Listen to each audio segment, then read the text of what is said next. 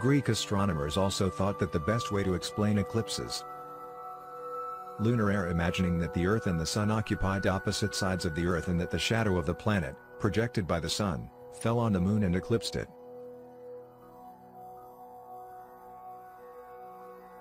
A solar eclipse is apparently the result of the Moon passing between the Sun and the observer on Earth. Simulations and tests have been carried out that show that eclipses occur perfectly in this geocentric flat Earth model.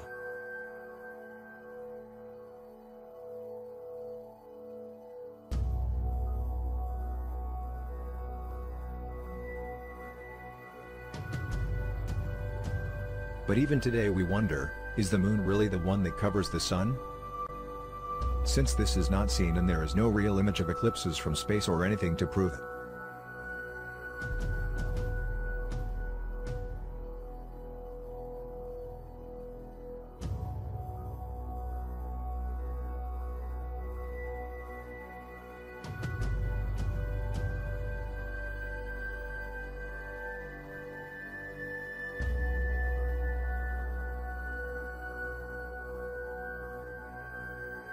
A lunar eclipse arises from a shadow of the Earth, but it is a claim that is not really proven. This may sound strange, but let's see why, from a flat earthen perspective.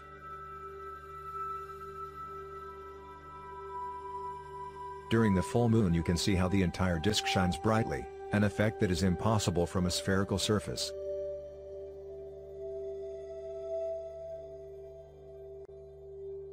If the surface of the Moon were dull and earthy instead of polished like a mirror, it might just look lit up like a wall, or like the face of a distant sandstone rock, but it might not glow brightly from all sides like the Moon does.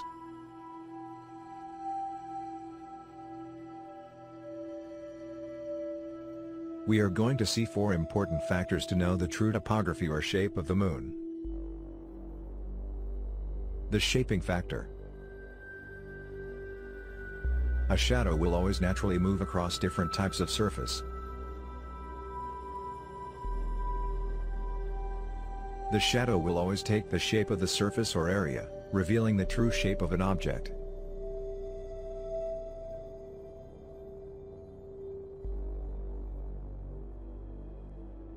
This never happens on the surface of the Moon during an eclipse.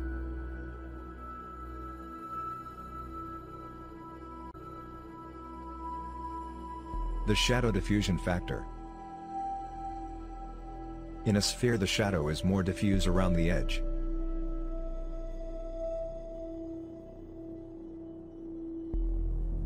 It is sharper or more defined in the protruding portion of the sphere. This is because the closer the shadow is to the light source, the more defined its edges will be. And the further the light source is from the shadow on the surface, the longer or more diffuse it will become.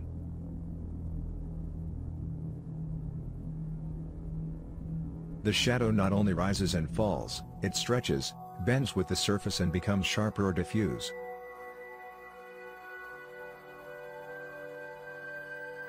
With these 2 factors you can know the topography or real shape of the Moon. But also the next factor is very important. The sine wave factor or S-shaped shadow. The Moon is supposed to be a sphere, the shadow that is projected on it must also take on the characteristics of a sphere. This critical factor never appears in lunar eclipses. The S-shadow is caused when a round, spherical or curved object passes over a spherical surface.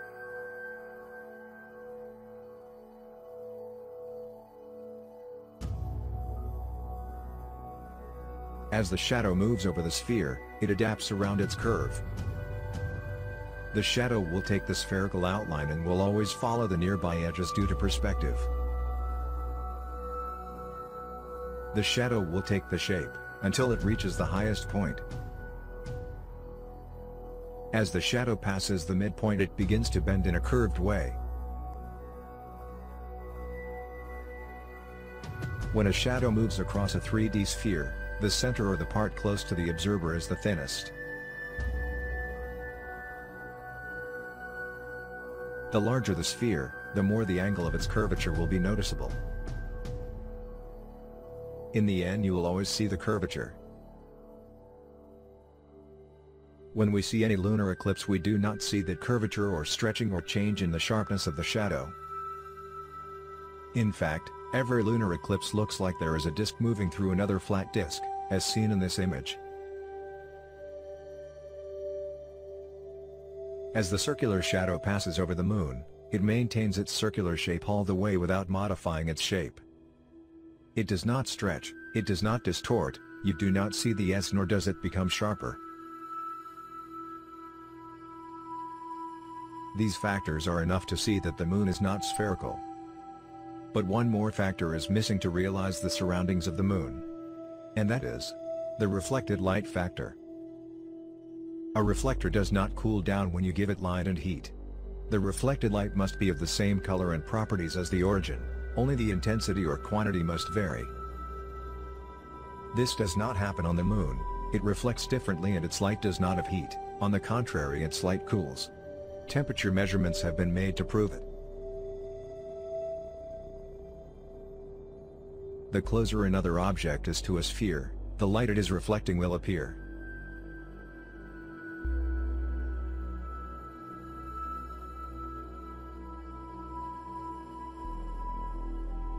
During an eclipse, we are told that the moon is reflecting light from Earth, but does the Earth reflect light to the moon?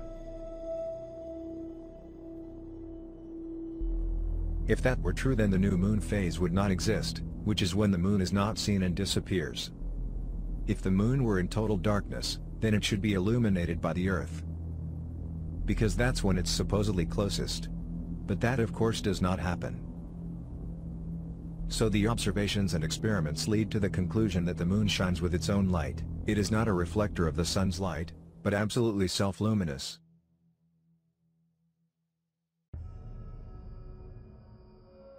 The Earth has been shown to have neither orbital nor axial motion, therefore, it could never come between the sun and the moon.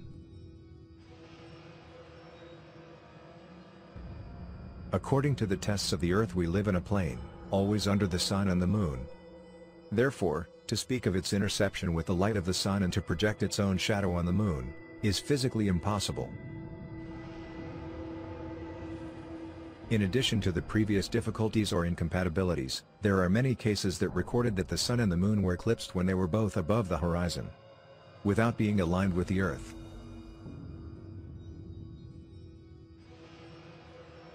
This has occurred on different dates throughout history, phenomena that were recorded by astronomers and observers. The above, then, does not square with the idea that a lunar eclipse arises from a shadow of the Earth. Astronomers in the past have come to the conclusion that there is at least one non-luminous body of considerable magnitude that is connected as a satellite to this Earth. And there are invisible moons in the sky. This satellite is called the shadow object or anti-moon. What makes eclipses possible only when the three bodies, sun, object and moon, are aligned, and when the moon crosses the orbital plane of the sun, at a point called the node. So a lunar eclipse occurs when the stark, non-luminous body passes before the moon, or between the surface of the moon and the observer on the surface of the Earth.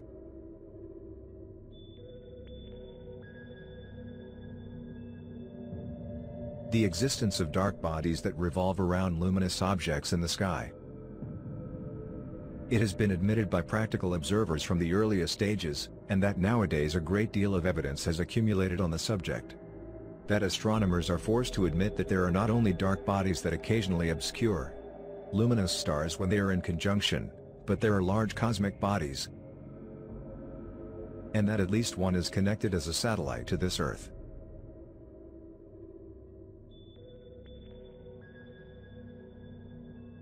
Many people who are not familiar with the methods for calculating eclipses and other phenomena tend to regard such calculations as powerful arguments in favor of the spherical Earth doctrine and Newtonian philosophy in general, but it has nothing to do with it.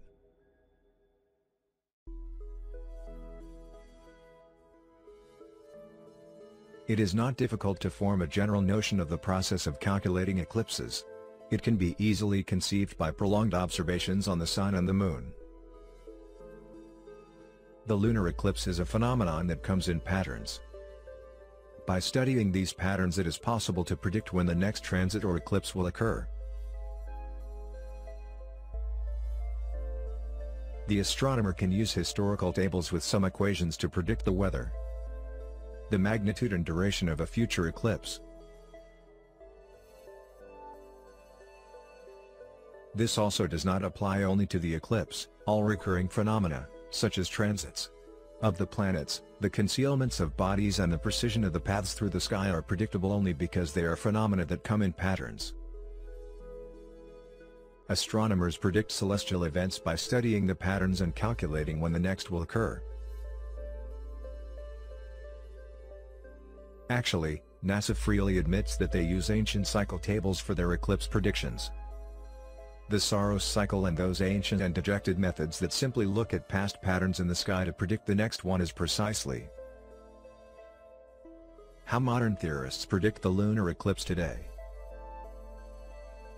The tables of the places of the Sun and the Moon, of the eclipses and of the related phenomena, have existed for thousands of years, and formed independently of each other by the Chaldeans, Babylonians, Egyptians, Hindus, Chinese, and other ancient astronomers.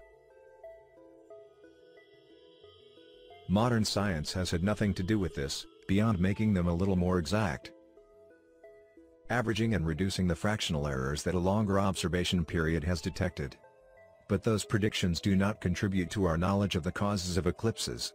And they don't allow us to predict anything that hasn't happened hundreds of times.